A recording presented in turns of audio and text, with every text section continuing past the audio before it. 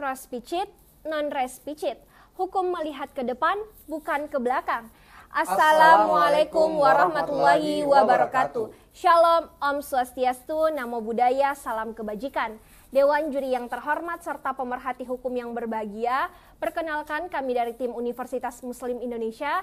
Saya Arneta Alivia selaku pembicara pertama yang akan menyampaikan opening serta closing statement. Di samping kanan saya Muhammad Irfan Pratama yang akan menjabarkan mosi perdebatan kita pada hari ini dari segi pro atau setuju. Sedangkan di samping kiri saya Muhammad Rama Ibnu Syaputra yang akan menyampaikan mosi perdebatan kita pada hari ini dari segi kontra atau tidak setuju. Jauh sebelum melangkah ke tataran argumentasi kami, izinkanlah kami terlebih dahulu mendudukkan latar belakang munculnya mosi perdebatan kita pada hari ini. Dewan Juri yang terhormat, seperti yang kita ketahui bersama bahwa pesatnya perkembangan teknologi di dunia memberikan pengaruh yang signifikan dalam kehidupan manusia.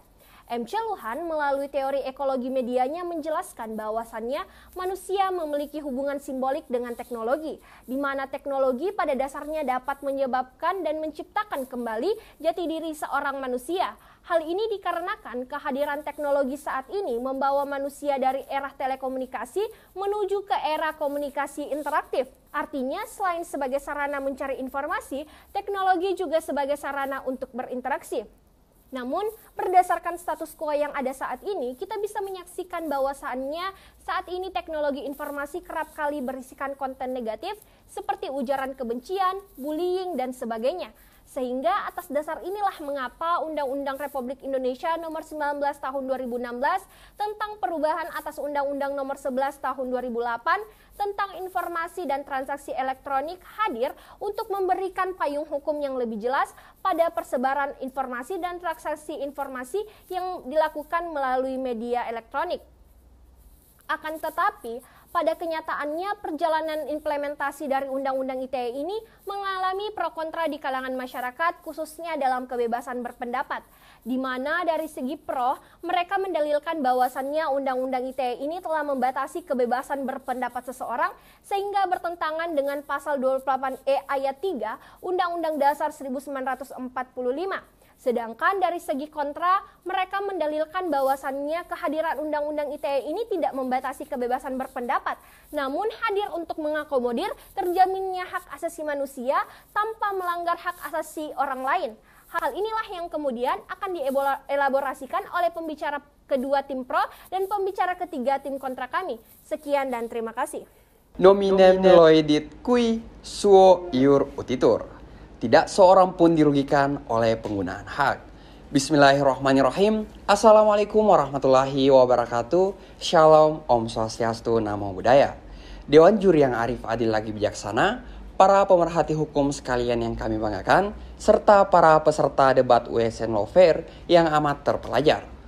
Hak kebebasan berpendapat merupakan hak dasar yang dimiliki oleh tiap individu dalam sebuah negara, sebagaimana tercantum pada konstitusi setiap negara.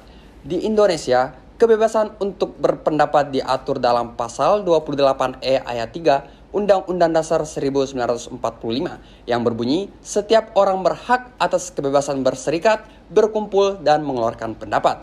Di samping itu, perlu juga dilihat ketentuan dalam pasal 28F Undang-Undang Dasar 1945. Selanjutnya, perihal kemerdekaan berserikat dan berkumpul, mengeluarkan pikiran dengan lisan dan tulisan, dan sebagaimana ditetapkan di dalam undang-undang. Dalam hal ini, yang mendasari seseorang bebas untuk mengeluarkan pendapat dapat dilihat dalam ketentuan pasal 23 ayat 2 Undang-Undang Nomor 39 Tahun 1999 tentang Hak Asasi Manusia. SafeNet mencatat, sejak pertama diundangkan pada tahun 2008 sampai 2018, Undang-Undang ITE sudah memakan sekitar 381 korban. Dalam catatan SafeNet juga diketahui sebanyak 90% pengenaan Undang-Undang ITE dijerat dengan tuduhan pencemaran nama baik, sisanya dituduhkan dengan hate speech atau ujaran kebencian. Usulan kami selaku tim pro, seluruh pasar karet di dalam Undang-Undang ITE terutama dalam pasal 27 ayat 3 dan pasal 28 ayat 2 segera untuk direvisi. Masyarakat harus diberikan kebebasan berekspresi dan berpendapat sesuai dengan amanah konstitusi pasal 28E ayat 3 Undang-Undang Dasar 1945.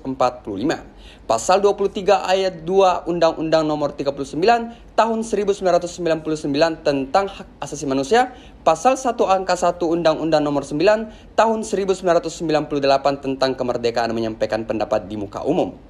Menurut data dari SafeNet tahun 2008 hingga 2018, sebanyak 35,92% pengaduan dengan Undang-Undang ITE bersumber dari pejabat negara. Sikap pemerintah dalam menangani hoaks justru seringkali berujung membungkam dan membelenggu kebebasan berpendapat yang dimiliki oleh masyarakat.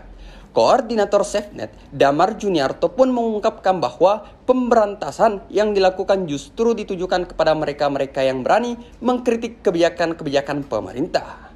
Bukti nyata yang baru-baru ini terjadi adalah kasus Raffio Patra, yang dimana ditangkap atas dugaan berbuat onar, penghasutan, dan ujaran kebencian. Ia diduga menyebarkan ajakan berupa sebuah pesan di WhatsApp untuk melakukan penjarahan.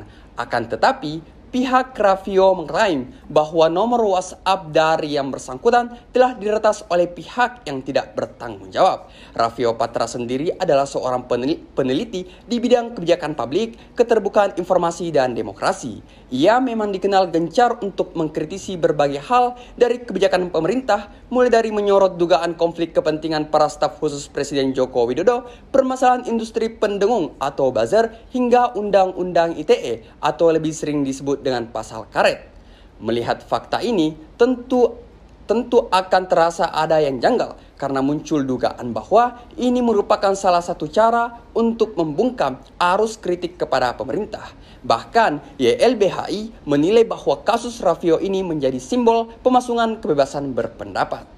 Sementara itu, Lembaga Indikator Politik Indonesia merilis survei di mana survei ini dilakukan pada 24 sampai 30 September 2020 dengan total responden 1.200 orang yang dipilih secara acak dan margin of error sekitar 2,9% dan tingkat kepercayaan 95%. Dewan Juri yang terhormat, salah satu pertanyaan yang muncul, apakah warga makin takut menyatakan pendapat? Hasilnya cukup mengejutkan Dewan Juri yang terhormat. Fakta membuktikan 21,9% sangat setuju, 47,7% menjawab agak setuju, 22,0% kurang setuju, dan 3,6% tidak setuju sama sekali. Pun Amnesty International menilai pemerintah dan aparat kepolisian harus memberikan perhatian kepada temuan mengenai kekhawatiran masyarakat dalam menyampaikan pendapat. Survei terbaru dari indikator menjadi indikasi tentang kemerosotan kebebasan dalam berpendapat. Yang bisa dilakukan saat ini adalah mendorong revisi pasal-pasal Undang-Undang ITE yang rentan disalahgunakan untuk membatasi kebebasan berpendapat. Sehingga atas dasar tersebutlah yang menjadi dasar bahwa Undang-Undang ITE telah secara nyata membatasi kebebasan berpendapat.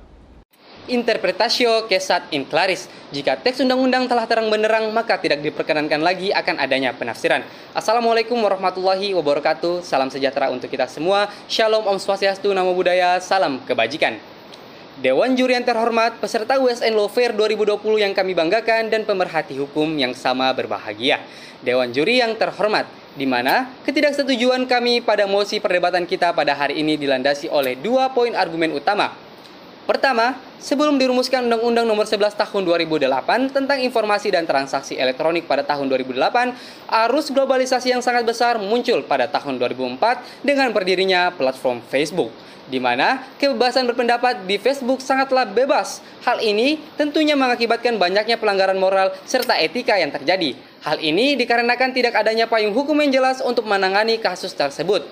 Sehingga berdasarkan teori kedaulatan negara oleh Jelinek, yaitu kehadiran hukum merupakan penjelasan dari kehendak atau kemauan negara, maka pemerintah dalam hal ini melaksanakan tugasnya dengan merumuskan Undang-Undang Nomor 19 Tahun 2016 tentang perubahan atas Undang-Undang Nomor 11 Tahun 2008 tentang informasi transaksi elektronik sebagai lex specialis dengan tujuan mengatur kebebasan berpendapat, bukan membatasi kebebasan berpendapat. Kedua, dikutip dalam jurnal Dani Ramdhani, menjelaskan bahwasanya kebebasan berpendapat bukan berarti bebas sebebas-bebasnya, Bebas adalah beretika, bebas adalah tetap pada koridor moral yang tidak melanggar hak orang lain. Hal ini selaras dengan pasal 20 ayat 2 ICCPR yang menegaskan bahwa hak berbicara dan berpendapat dapat dibatasi jika pendapat yang dilakukan menganjurkan kebencian atas dasar kebangsaan, ras, dan agama merupakan hasutan untuk melakukan diskriminasi, permusuhan, atau kekerasan. Selain itu pula, Pasal 28J Undang-Undang 1945 menegaskan bahwasannya kebebasan berpendapat juga dibatasi oleh kewajiban untuk menghormati hak asasi orang lain. Sehingga dapat disimpulkan, kebebasan berpendapat di Indonesia bukanlah kebebasan yang absolut, melainkan kebebasan yang dapat dibatasi dan dipertanggungjawabkan di mata hukum. Hal ini juga selaras dengan putusan Mahkamah Konstitusi nomor 140/PUU angka Romawi 7 tahun 2009 yang menjelaskan bahwasannya dalam menjalankan hak dan kewajiban seseorang berhak tunduk atas adanya pembatasan yang ditetapkan oleh undang-undang dalam menjamin penghormatan hak orang lain dengan moral, nilai-nilai agama, dan ketertiban yang ada di dalam masyarakat.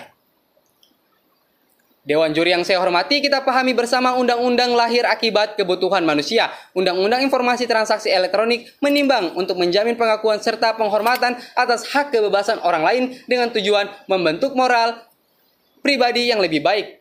Untuk memenuhi tujuan tersebut, seharusnya Undang-Undang Informasi Transaksi Elektronik tidak direvisi, melainkan pola komunikasi berpendapat kita yang direvisi. Jika pola komunikasi berpendapat kita memenuhi unsur delik aduan Undang-Undang Informasi Transaksi Elektronik, maka kita mencari pola komunikasi atau pola kalimat yang tidak berpotensi terkena delik aduan Undang-Undang Informasi Transaksi Elektronik tanpa mengurangi maksud dan tujuan kalimat yang kita ucapkan. Dengan ini, kebebasan berpendapat tidak dibatasi. Hal ini kita bisa melihat pada contoh kasus yang diliput dari voaindonesia.com tertanggal 29/11/2017. Ahmad Dhani didakwa melakukan ujaran kebencian dengan kalimat yakni siapa saja yang dukung penista agama adalah bajingan yang perlu diludahi mukanya. Pernyataan dicetuskan dengan maksud dan tujuan bahwa orang beragama Muslim tidak sepatutnya mendukung orang yang menistakan agamanya sendiri. Jika seandainya ia menyampaikan dengan kalimat yang berbeda, namun tanpa mengurangi maksud dan tujuan yang sama, contoh kalimatnya yakni siapa saja yang mendukung penista agama tentu bukan merupakan bagian dari kami. Jelas pernyataan ini memiliki maksud yang sama dari ucapan yang sebelumnya, namun tidak memenuhi unsur formil dalam delik aduan ujaran kebencian Undang-Undang Informasi Transaksi Elektronik. Melihat dari tinjauan contoh kasus ini, maka UU ITE tidak membatasi kebebasan berpendapat, melainkan UU ITE mengatur kebebasan berpendapat sebagai tujuan UU ITE itu dirumuskan.